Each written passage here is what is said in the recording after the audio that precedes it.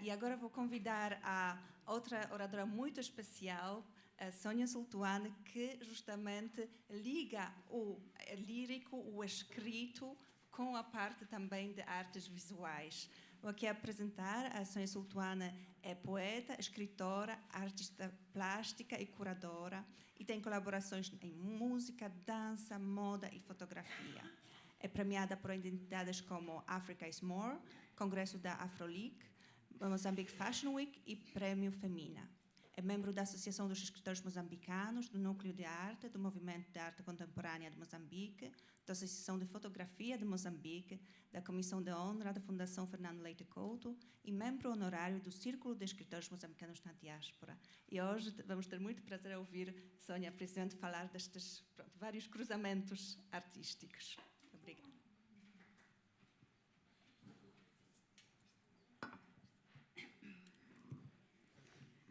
Boa tarde a todos.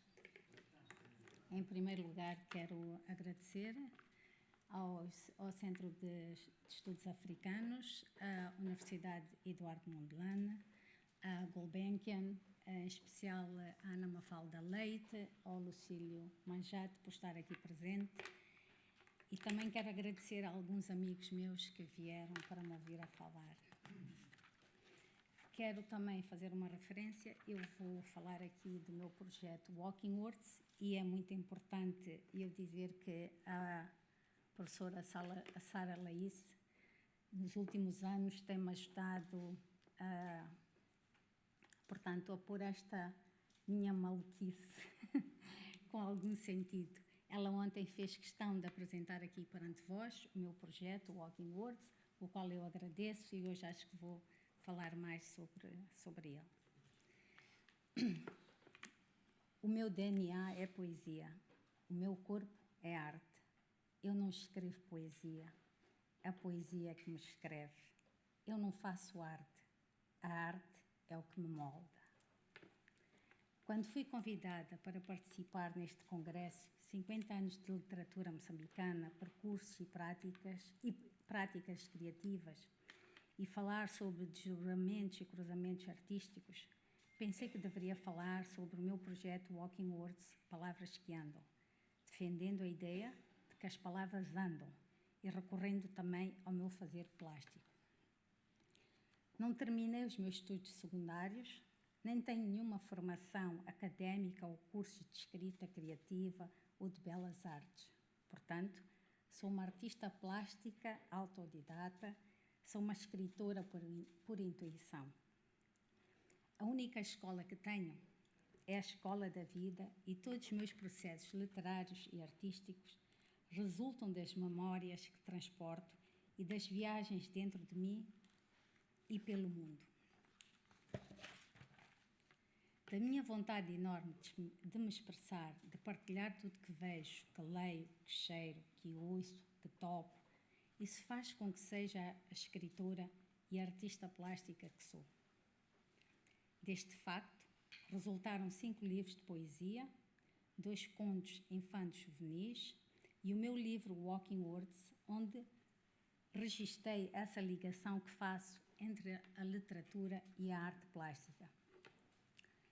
Nesta minha reflexão e na busca de outras fontes de inspiração para expressar todas essas memórias, todos esses lugares, não posso deixar de não referenciar a minha grande fonte de inspiração, a arquitetura e os mosaicos a ela associados.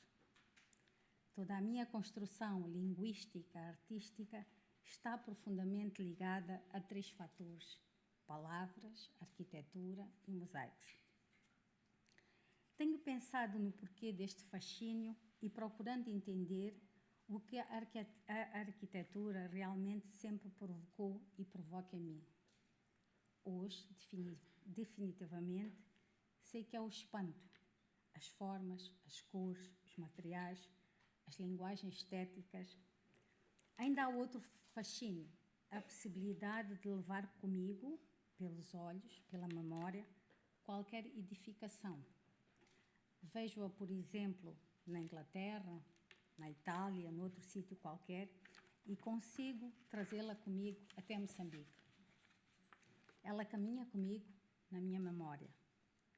Adoro os detalhes, adoro as escritas sagradas espalhadas pelo mundo, os murais com palavras, as lápides dos cemitérios, as igrejas, as mesquitas, essa mistura entre as palavras e a arte. Fascinam-me e continuam a fascinar-me os mosaicos, esses bordados feitos também à mão, os lustres, os altares, as velas, as flores, os anjos, os santos, todos esses elementos que integram a arquitetura que me fascina. Vi edificações de uma beleza indescritível ao longo da minha vida. Vi algumas das 7 maravilhas do mundo. Tive o privilégio de estar no Egito, na Grécia, na Itália, na China, no Brasil, na Inglaterra, na Índia, na França, na Turquia, na Espanha, na Bélgica, na Holanda, em Cuba, em Portugal, entre outros países, onde a arquitetura é majestosa. Podia perder-me a enumerar tantos lugares que me fascinaram, mas fico por alguns.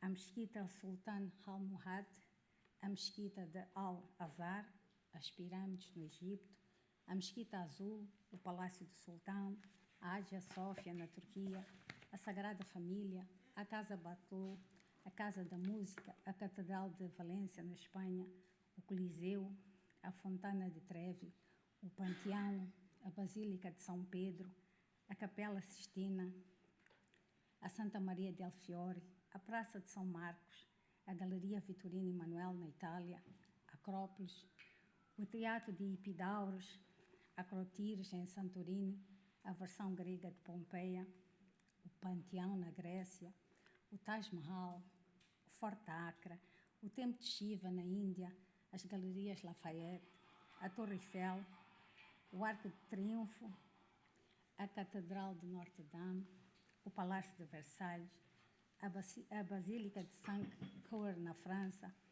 a Praça Grande Palace em Bruxelas, na Bélgica, o Cristo Redentor, o Museu do Amanhã, a Confeitaria Colombo no Brasil, o Edifício Franjinhas, a Estação do Oriente, o Museu Mate, o Santuário de Fátima, a Casa da Música em Portugal, a Necrópole de Cristóvão Colombo em Cuba, na África do Sul, a King William's Town, fundada em 1826, foi a cidade mais misteriosa que alguma vez vi, com um número absurdo de igrejas e congregações religiosas para o número de habitantes que lá vivem.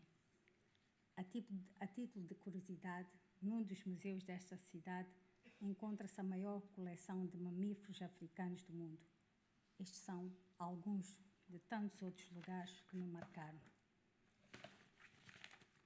Tive o privilégio de estar em edificações onde, mais do que uma simples arquitetura, esses espaços significam memória, leitura, som, vibração, onde há palavras, onde há silêncio, onde há saudade, onde há amor, onde há fé. Essas edificações representam sentimentos, palavras, autênticas obras de arte, como se também elas quisessem andar, falar, ouvir.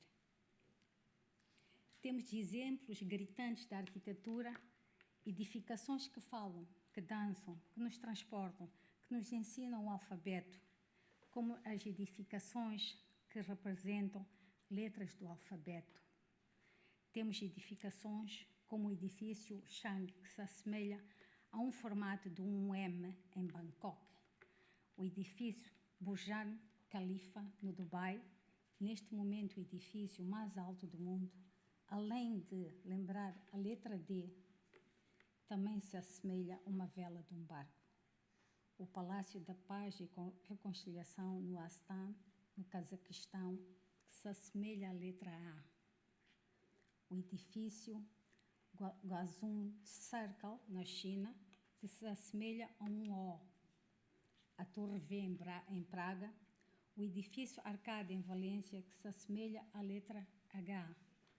E outros que ainda estão em projeto, como o Big Ben, que será no formato de um e cuja construção está projetada para Manhattan ao lado da Billionaire Rome e tornar-se-á a edificação mais alta do mundo. Temos outras edificações que nos lembram sentimentos. O edifício em Xangai, que se assemelha a uma letra chinesa que quer dizer The People. As torres de alta tensão na Islândia, em formato de seres humanos. Como se agarrassem o vazio, o vento. O Charlar Building, em Nova York, que faz lembrar a ponta de uma caneta virada para o céu, ou de uma agulha, como se quisesse escrever no céu ou simplesmente tocá-lo. O Museu do Futuro em Dubai, onde a forma do edifício representa o conhecimento atual, o anel. O desconhecido a ser descoberto é o vazio que está dentro desse anel. E a terra como a base de tudo, a área verde, onde o anel está. Todo revestido com palavras árabes que significam o futuro pertence a quem o imagina, desenha e executa. Não é algo que se espera, mas algo que se cria. Temos outro edifício que é a Dancing House em Praga, que são dois dançarinos experientes que se abraçam durante um passo de dança. A Ópera de Sydney, construída como tendo cascas. A intenção era que essas cascas tivessem um aspecto de grandes velas brancas para fazer contraste com as águas azuis do oceano. Nos Estados Unidos, o edifício The Basket Building, em forma de um cesto, apetece carregá-lo e levá-lo. O pato gigante, em formato de um pato enorme, no Azerbaijão. O edifício em formato de tapete mágico. Outro edifício em formato de um peixe, na Índia. Ou ainda a Ópera de Boston, o edifício com o formato de uma concha que está edificado entre o mar e a terra, como se nós fôssemos, dentro dele, a concha entre o mar e a terra. Na China, em Funshan, a igreja com o formato de violino, de Crucified Violin. Em Hollywood, The Guitar Hotel, um hotel em forma de guitarra. Na China, na província de Hue, The Piano House, uma casa em formato de piano. O Flatiron Building, nos Estados Unidos, que se assemelha a uma coluna grega ou a um ferro de passar a roupa. O Kaya Tower, que tem o formato intencional de uma dupla hélice para se assemelhar à estrutura do DNA humano.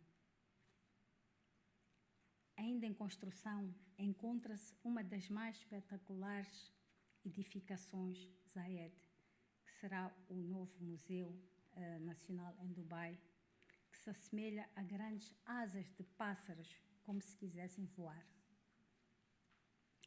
Estes são alguns exemplos que posso dar de como penso que a arquitetura representa cada vez mais a essência da vida e o diálogo entre o concreto, cimento e as palavras, as formas, as pessoas e o mundo. A harmonia perfeita que as palavras e a arte sempre tiveram na história da humanidade. Hoje, essas edificações são muito mais do que simples pedra sobre pedra. Como existem também edificações pelo mundo que são controversas, como a arte e os artistas. Aqui deixo algumas: a Pirâmide do Louvre, a Sagrada Família, o Museu em Nova Iorque e tantas outras edificações que nunca foram entendidas. Há, sem dúvida, uma evolução e uma preocupação profunda nas novas edificações pelo mundo, o que vão comunicar visualmente, esteticamente, o que representam, qual o seu papel, o seu uso, o aproveitamento do espaço, a sustentabilidade ambiental e qual o seu legado. Hoje e sempre, os arquitetos legaram-nos obras de arte, edificações, que são como sopros de poesia, que adentram pela nossa alma e pelos nossos olhos, pela nossa vida, pelo nosso dia-a-dia. Como não me inspirar neles? Como não querer também fazer as palavras terem essa dimensão? Nestes 50 anos de literatura e práticas criativas, vivendo quase uma vida inteira em Moçambique, concretamente em Maputo, também me inspiram e serviram de referências literárias e artísticas do país escritores como Noémia de Souza, Craveirinha, Eduardo White, Luís Bernardo Oana, Calando da Silva, Sangaro Okapi, Mia Couto, Ungulane, Patraquim, Fernando Leite Couto, Alba, Guita Júnior, Paulina Cisiano, João Paulo Borges Coelho, o Sérgio Militar,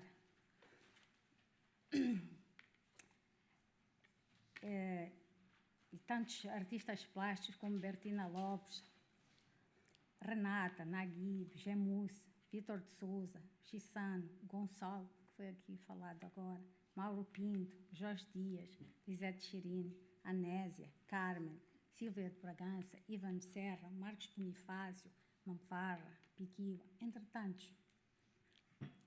Tenho também outras referências que dizem respeito à arquitetura do país e que me inspiram, e algumas foram fonte de inspiração para os meus trabalhos. A Casa de Bicos, o edifício da Estação dos Caminhos de Ferro na Beira, o Hotel Plana, a Igreja de Santo Antônio da Plana, a Estação dos CFM, a Casa de Ferro, o edifício do Conselho Municipal, a Sé Catedral, o edifício dos Correios, o edifício do Museu da História Natural, o edifício da Aga Khan, a Mesquita da Baixa, vários edifícios e casas de pancho, com destaque para edificações como a Padaria Saipal, a Casa do Dragão, a Igreja Católica Paróquia Sagrada Família na Machava e tantas outras.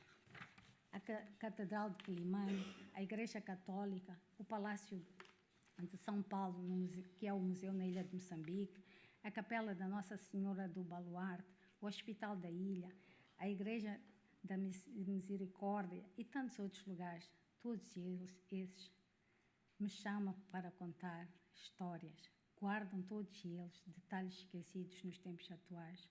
Todos eles carregam a patina do tempo e me fazem sonhar e querer imortalizá-los. Também temos edificações que hoje já não contam nenhuma história. O tempo transformou-as em ruínas, em algo que foram, mas que deixaram de ser, o património deixado ao esquecimento. Por exemplo, há algo tão visível na ilha de Moçambique, como as palavras que estão dentro dos livros, quietas, esquecidas, sem poderem andar e à procura de outros mundos. Todas estas edificações são o meu terceiro olho, pois vejo através destes lugares um tempo que não foi meu, mas que me é tão tangível, que antes de mim outros sonharam para que pudéssemos estar aqui, hoje e agora, a sonhar para os próximos 50 anos. Algumas dessas edificações ficaram em mim, daí algumas foram e são a fonte de inspiração na minha poesia e também nos meus trabalhos artísticos, dos que fiz e dos que continuo a fazer. Cito aqui alguns exemplos. O meu trabalho Códigos de Gaudí foi inspirado na Sagrada Família e na Casa Batlló. O trabalho Pancho, Outras Formas, Outros Olhares, foi inspirado em Sintra, na Algaria, e em Moçambique. O Tassebir foi inspirado no Egito, no culto religioso, no rezar em silêncio e sozinho. O Lugar das Ilhas foi inspirado nas portas e janelas da ilha de Moçambique. As Cores do Meu Coração foi inspirado nos cadeados em Paris. As mandalas poéticas foi inspirado na Índia. As cidades futurísticas, esses foram inspirados na minha imaginação de que serão as cidades futuras. E tantos outros trabalhos que são o resultado dessas vivências e dessas viagens. Em relação à poesia, aprendi desde cedo a gostar de ler os versos das músicas pela mão do meu pai. E aprendi a ver imagem na poesia desde sempre, ensinada pelo poeta e meu mestre, o Fernando Leite Couto. Amo música e a minha poesia deve ser, em mim, algum género de pauta musical e um amontoado de imagens quando escrevo. É obrigatório. Para mim, A poesia tem de ser música e tem de ser imagem para nos provocar uma espécie de viagem na nossa alma. Penso no meu projeto, Walking Words, Palavras que Andam, que veio dar pés, mãos e braços às minhas palavras, usando o meu corpo como uma edificação humana que anda, que sente, que ouve, que percorre o mundo e o espaço. Este é o processo no meu fazer literário e artístico, tentando acompanhar a evolução daquilo que ocupa o espaço e que, de alguma forma, quer dialogar com todos. Tudo começou em 2008 e, desde então, há em mim esse fascínio, não só pelas palavras escritas em papel, mas também pela desconstrução das mesmas para a forma plástica e depois para a deslocação das palavras, dando-lhes vida e outro significado mais palpável. Hoje percebo que, inconscientemente, também as palavras fazem e estão profundamente ligadas ao meu fazer plástico, pois, ao longo dos anos, muitos dos meus trabalhos produzidos juntamente com as palavras, juntamente com as palavras, para que estas também tivessem essa forma, força e visão plástica. Por isso, quero que as minhas palavras sejam uma edificação que anda, que se vê, que tem forma, através do meu corpo, esta minha forma de amar incondicionalmente. Não quero ser de um lugar, de um momento, de um sentimento. Quero ser livre e o meu corpo permite-me esta locomoção. Não quero que a minha poesia e a minha arte sejam de um lugar, quero que seja universal. Por isso, Walking Words dá-me outras formas de fazer e dizer poesia e de fazer arte pelo mundo e através do mundo. Quero que as minhas palavras rompam espaços, tal e qual como as edificações. Quero deixar que as palavras andem através do meu corpo para fora do papel e quero dividir com o mundo algum alfabeto do meu amor. As palavras que te dou são o que sou,